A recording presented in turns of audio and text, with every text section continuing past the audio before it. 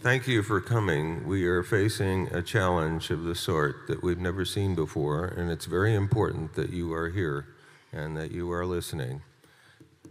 So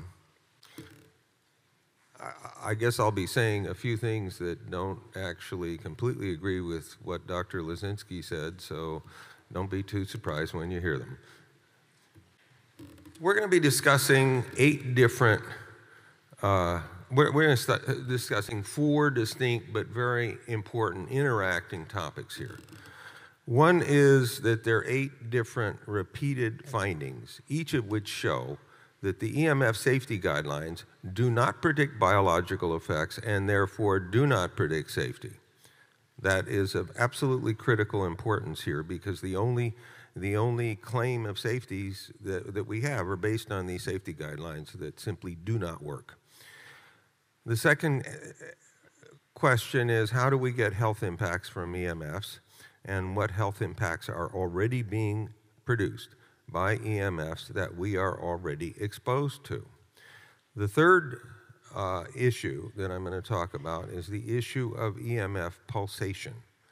And pulsation is extraordinarily important in determining biological effects of these EMFs.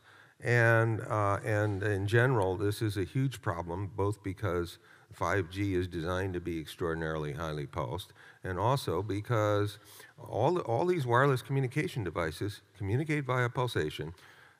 The more they communicate, the smarter they are, the more they pulse, and therefore, I believe, the more dangerous they are. And there's a huge amount of evidence on the importance of pulsations with regard to producing biological effects.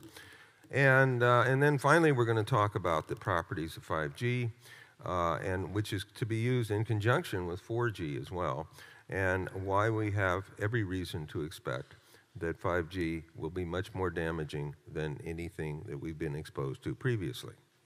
So I'm going to talk about initially non-thermal effects and how they're produced.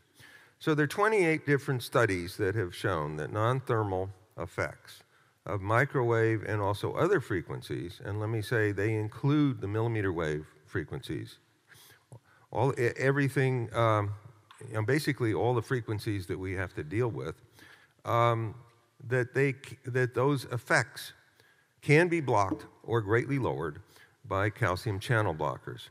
There are 5 different types of calcium channel blockers that have been used in these studies, each having distinct chemical structures, each binding to different sites, and each of which have the common property that they block what are called voltage-gated calcium channels.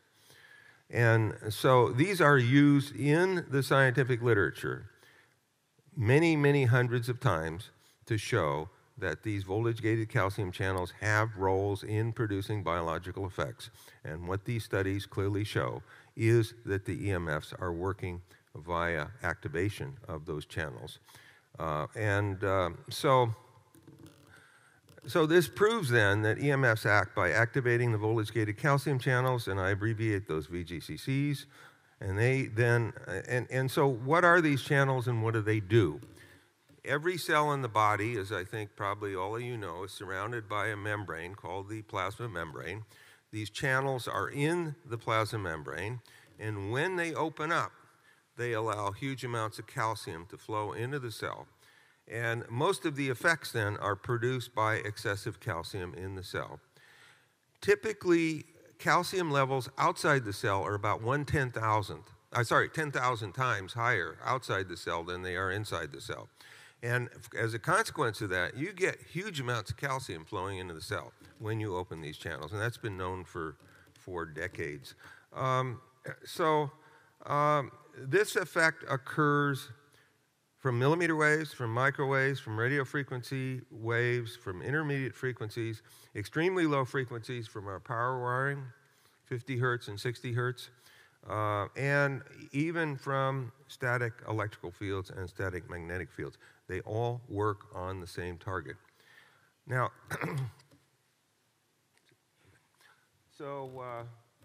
And let me say, I took out some slides that I didn't think I was going to need, but I want to say that these voltage-gated calcium channels are not the only channels that are activated by EMFs. You also get activation by voltage-gated sodium channels, voltage-gated potassium channels, voltage-gated chloride channels, and also what are called TPC channels in plants. They all have a common voltage sensor, a structure that detects the charge across the plasma membrane and that opens the channel. And so that's their function, and they have then this structure which involves, the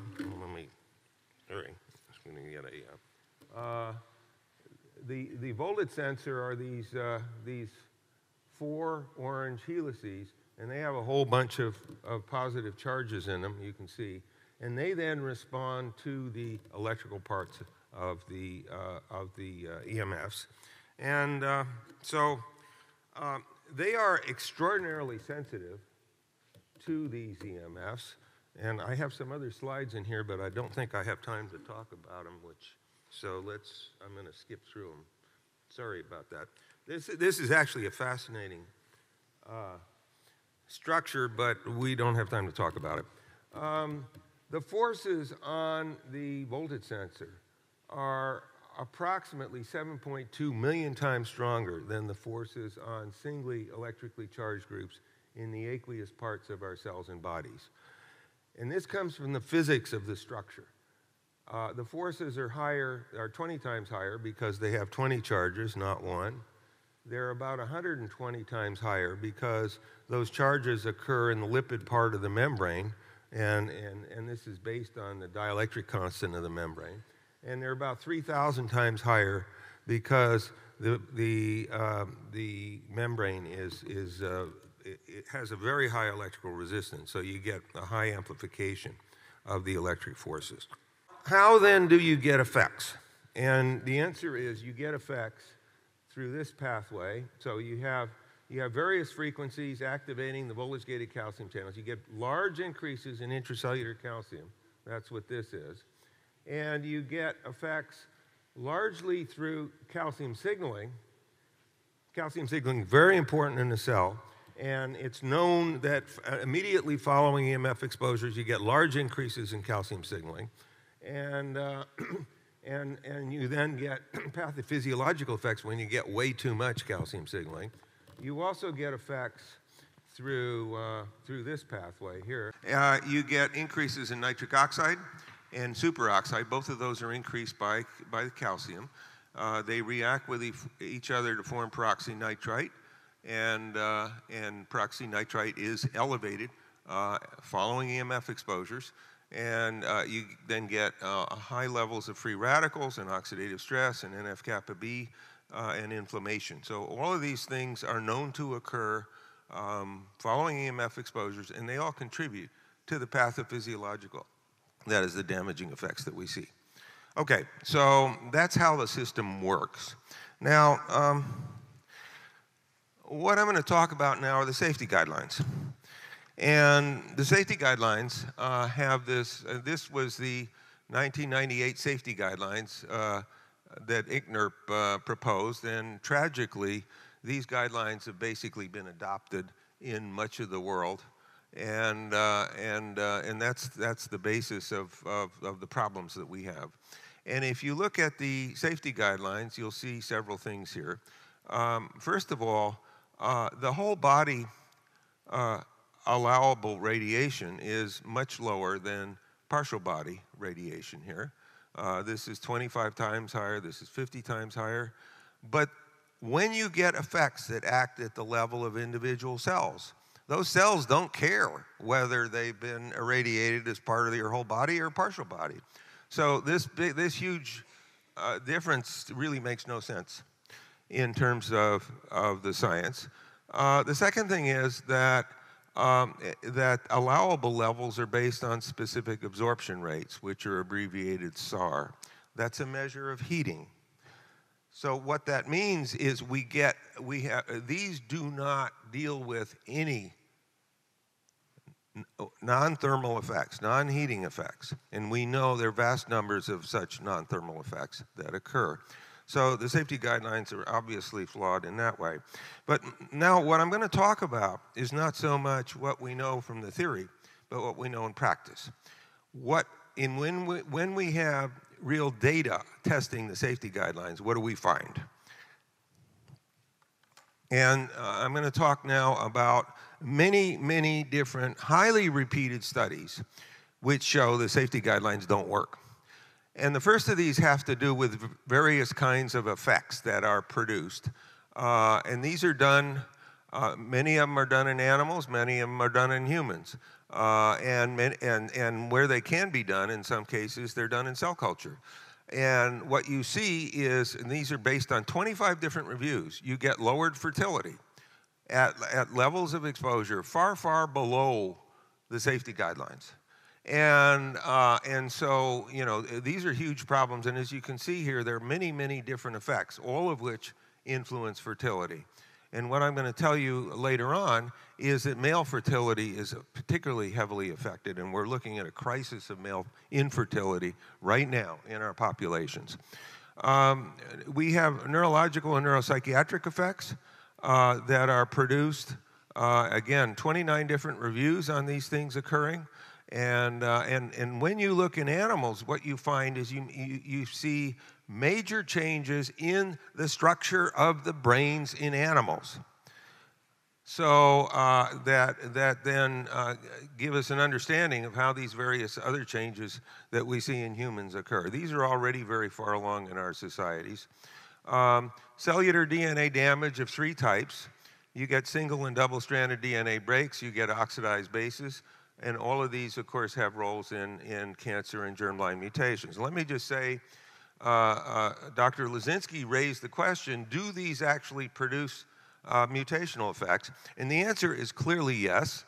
How do we know that? Well, we know that because chromosomal rearrangements were found way back around 1960 from these things. There are many, many studies that have shown micronuclei, which are basically a little piece of chromosomes that have been removed from the chromosomes.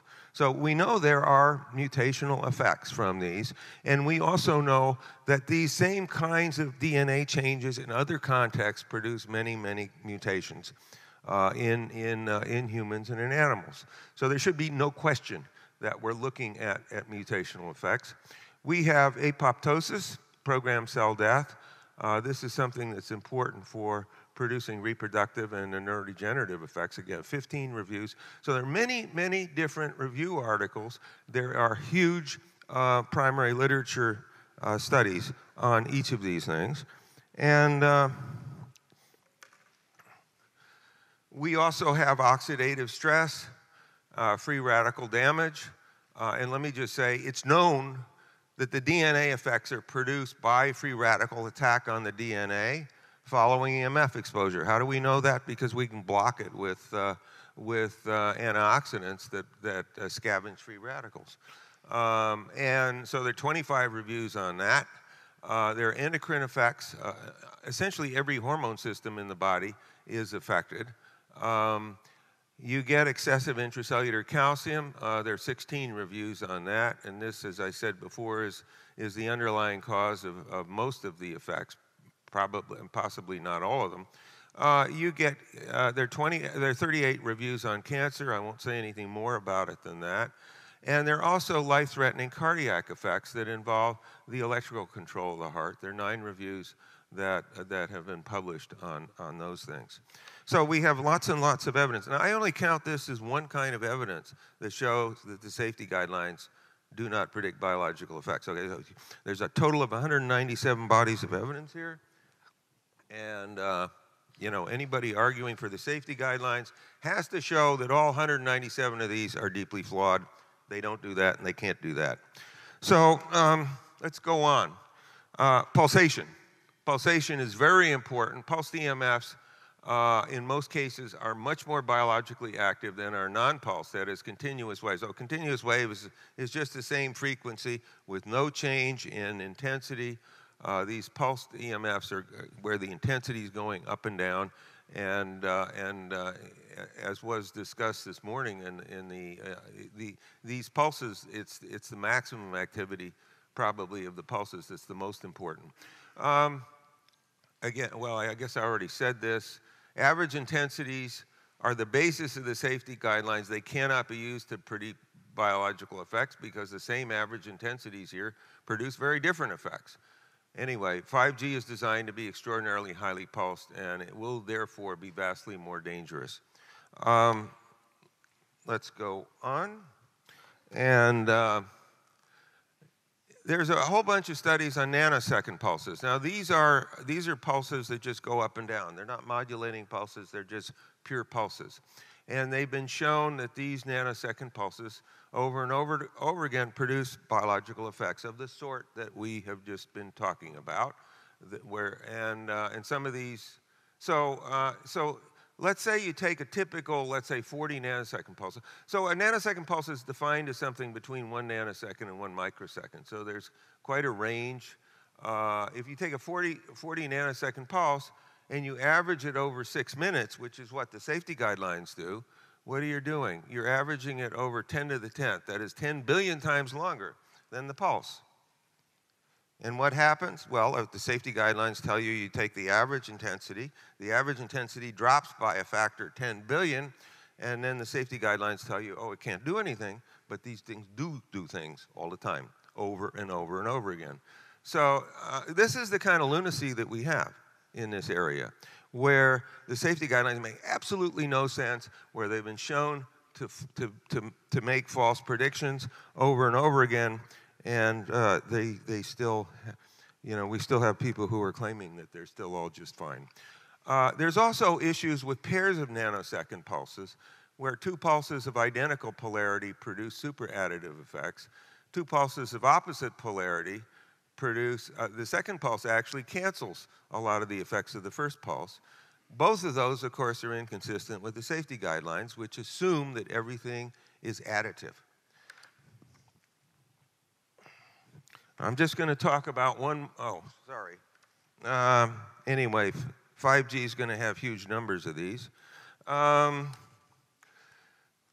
They will be, however, I want to make this point, they will be different from the nanosecond pulses I talked about here.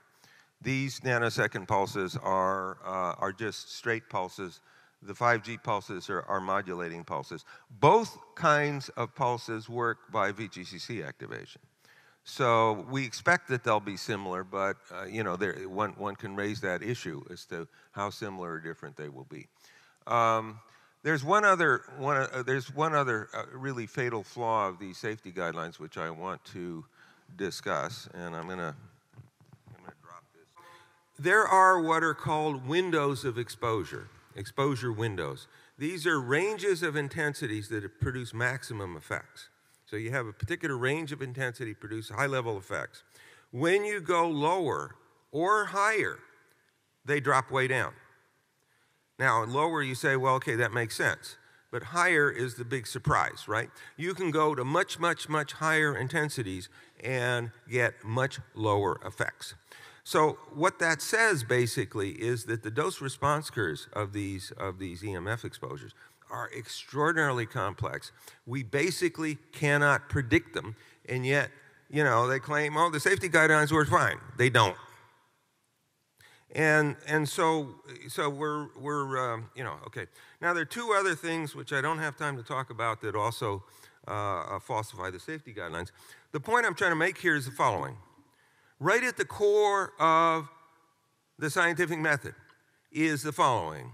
You have a theory, it makes predictions, you test the predictions. If the predictions are false, what do? You throw the theory out. But what we have claimed is, oh, it's all fine, it works good. Yeah, right.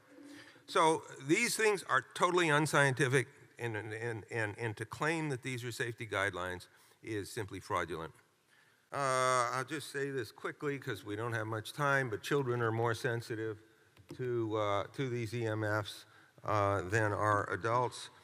One of the reasons why children are more sensitive, as has been discussed by Dr. Igor Belyaev, and that is they have much higher densities of stem cells. Stem cells are very sensitive to the EMFs. They react much more readily than most cell types do. And for that reason, children are more sensitive. The developing brain appears to be especially sensitive to the EMFs. And as Dr. Deborah Davis has talked about, young tissues have much greater extracellular water content than do older tissues. And this leads to much deeper penetration of the effects into these younger tissues. So children are more sensitive than adults. I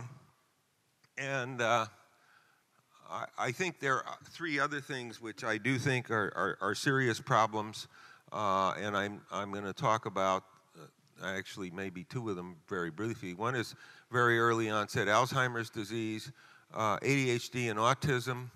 And let me say there have been some beautiful animal studies where rodents have been prenatally exposed to EMF exposures, where you get ADHD-like effects that last through the lifetime of the animal. And anyway, I'll talk a little bit about that. And then there's EHS. I'm not going to say much about EHS, but my opinion is that this is a real sensitivity. These are real sensitivity syndromes. They've been demonstrated to be real, and they have also been demonstrated to have real physiological changes. Okay, so what about 5G? We have, so the whole idea of 5G, see, first of all, you've got these extraordinarily high levels of pulsation that will be used to communicate extraordinarily high levels of information per unit time. And then you have extraordinary numbers of 5G antennae to be placed in close proximity to our homes, schools, hospitals, and businesses, such that it's basically impossible to avoid high-level exposures. One of the claims of the industry that Dr. Lisinski repeated was that 5G millimeter waves, so the millimeter wave frequencies, will only penetrate into the skin. That's been shown to be false from millimeter wave studies. So these are not highly pulsed like 5G, but these are just unpulsed millimeter wave studies that have been published that show that you get effects deeply in the body. For instance, there were 2 studies that showed that there are powerful effects on the human brain. And in order to get to the human brain, what do you have to do? You got to go through the hair, the scalp, the skull, and the meninges to cover the brain. So we have studies that show that these things do occur, and so the claims of the industry are false. And let me say, I can discuss, if there's time at some point, how these things can be produced, and we can talk about that based on the physics. Now, so each of these findings strongly suggests that 5G wireless radiation will produce vastly greater health impacts than existing devices which already produce very large effects. And those were shown in those various reviews. 5G radiation will produce severe effects on the outer parts of the body. That's true. But they will also produce much deeper effects, and those are also of great concern. So now what I want to do is share with you my worst nightmares about 5G, okay? So we already have, from the exposures we have, insomnia, fatigue, depression, headache, lack of concentration, cognitive dysfunction, anxiety, stress, agitation, memory dysfunction, etc. All these things have been shown to be caused by EMF exposures in humans, and as I said before, you get massive brain changes in the animals from the same sorts of radiation. And let me say, both of these appear to act cumulatively, and as they get more and more severe with time, they become apparently irreversible. So they start out slowly based on most of the exposures that we have, and you see just very modest effects. And I'm talking about both these effects and also the brain effects that you see in animals. but as they become more severe, they do become more severe with longer times of exposure to the same kind of EMF. This was shown in the occupational exposure studies that were done in humans back in the 1970s and 1980s, and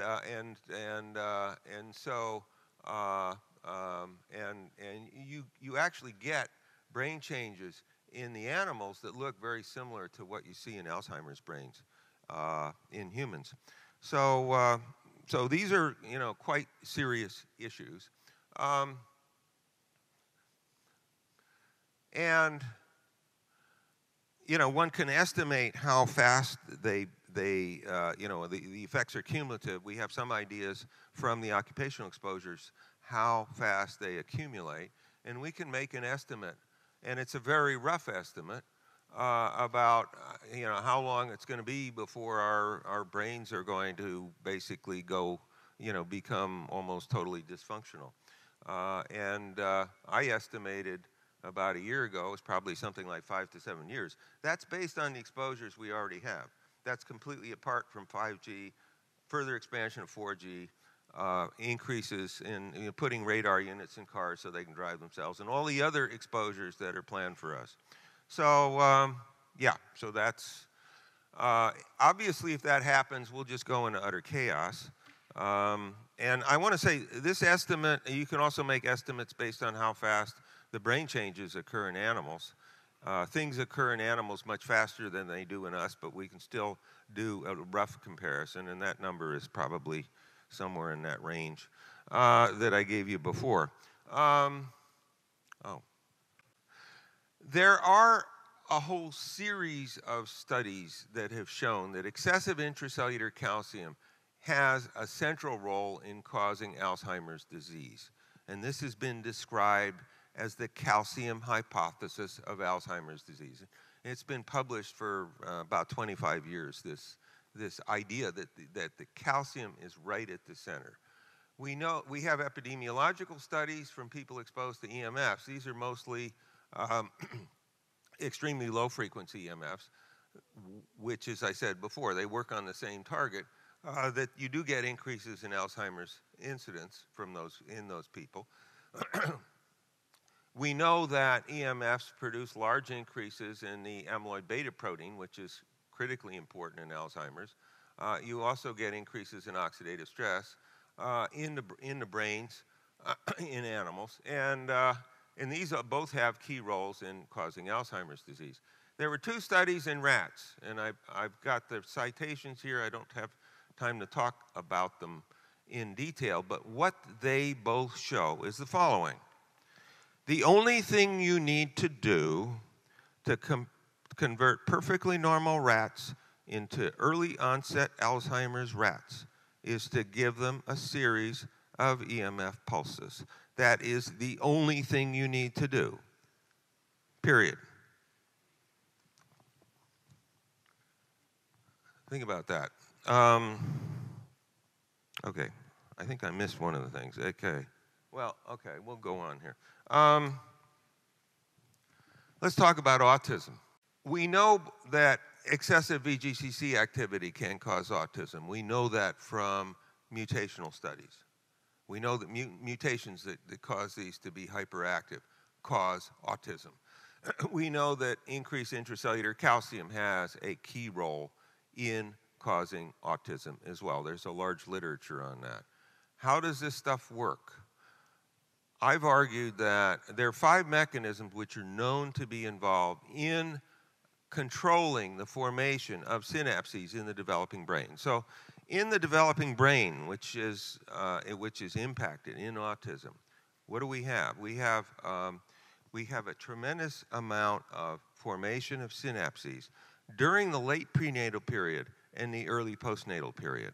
So those are thought to be the key periods in which we are susceptible to developing autism.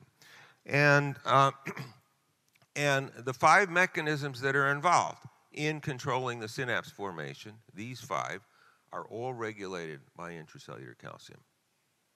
Every single one of them. So all you have to do is have too much intracellular calcium. You're going to screw these things up. You're going to develop that kind of problem. Now, chemicals also act to produce increased intracellular calcium, acting along that way. And I won't. I believe that the EMFs are more important than the chemicals. I don't really have time to discuss why I believe that. And I think this is a topic in which reasonable people may differ. Okay, I'm running out. Okay.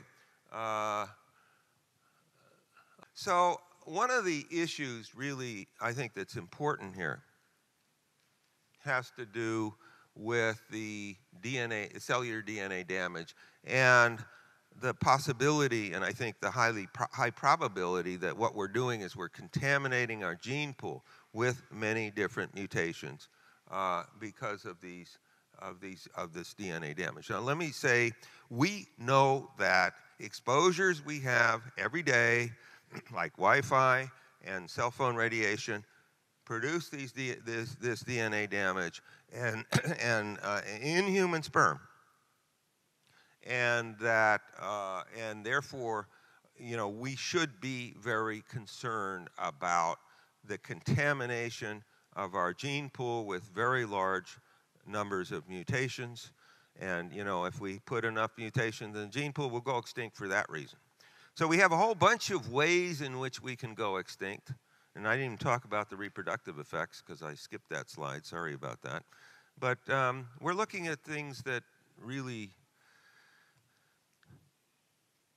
if you are skeptical about these, and I welcome skepticism is an essential part of science. The point is, we're taking risks of the sort that no rational society on Earth can possibly take. Thank you.